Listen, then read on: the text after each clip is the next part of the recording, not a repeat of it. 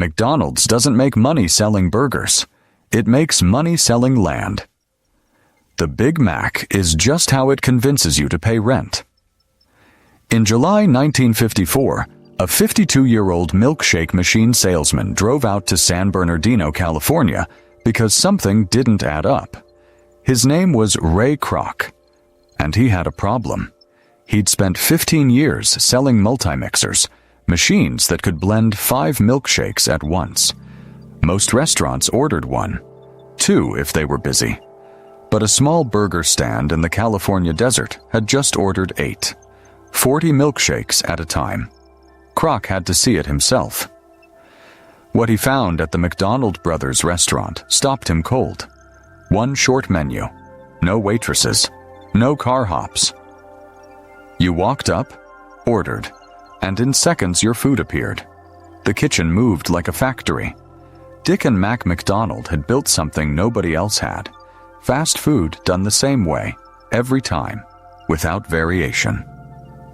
Kroc stood in the parking lot, watching the line of customers, and understood exactly what he was looking at. He wasn't going to sell them more machines. He was going to franchise this to the entire country.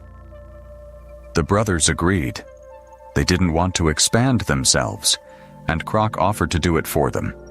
He'd take the name, the system, the arches, and open restaurants across America. It was 1954.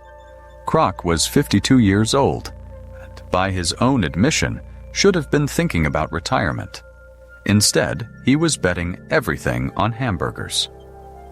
For the next year and a half, he opened franchises as fast as he could. New cities, new operators, new locations, and he was going broke. The franchise fee, a small percentage of each restaurant's sales, wasn't enough to cover what he was spending. Every new restaurant created new problems. Quality was drifting. Operators were cutting corners. The more restaurants that opened, the more Kroc had to chase and fix. By 1956, he was nearly bankrupt. He brought in a financial executive named Harry Sonneborn to find a way out. Sonneborn had run finance at a restaurant chain called Tasty Freeze. He understood how food businesses actually made money. He looked at McDonald's for a few weeks. Then he walked into Kroc's office and said something that changed everything. "We are not in the food business. We are in the real estate business." Here's what he meant. McDonald's would stop being a passive franchisor. It would become a landlord. Instead of letting franchisees find their own locations, McDonald's would find the land first.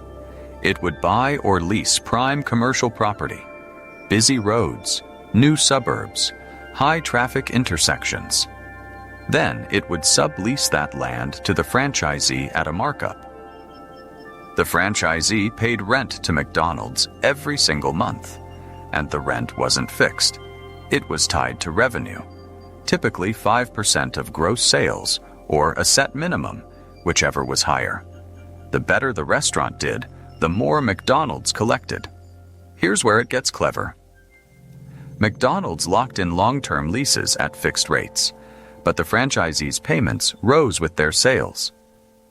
Over time, as food prices went up and restaurants got busier, McDonald's income grew, while its property costs stayed flat. The food kept the franchisee in the building. The building sat on McDonald's land, and the land paid McDonald's. Every month, forever. Sonneborn built an entirely separate company inside McDonald's to execute this. He called it the Franchise Realty Corporation. Its only job was acquiring property. They didn't pick locations at random. They moved with precision. New highways, expanding suburbs, corners where traffic would only increase as cities grew outward. Every site was chosen to appreciate. Every golden arch became a McDonald's asset on a balance sheet. Kroc ran the food operation. Sonneborn quietly built the empire underneath it. When McDonald's went public in 1965, it wasn't just a fast food brand. It was one of the most methodical real estate operations in the United States. dressed up as a burger chain. Today, McDonald's owns or controls property beneath tens of thousands of restaurants in over 100 countries. Rental income is one of its single largest revenue lines. In many years, it exceeds what the company earns from food royalties entirely. McDonald's calls itself a franchisor. Its balance sheet tells a different story. Harry Sonneborn left the company in 1967. He is rarely mentioned in popular business history. Ray Kroc's name is on the museums and the biographies, but it was Sonneborn who saw the real business hiding inside the hamburger business. The burger was never the product. The burger was the reason you walked onto McDonald's property. And from the moment you stepped through that door, the land underneath your feet belonged to McDonald's. That was always the business.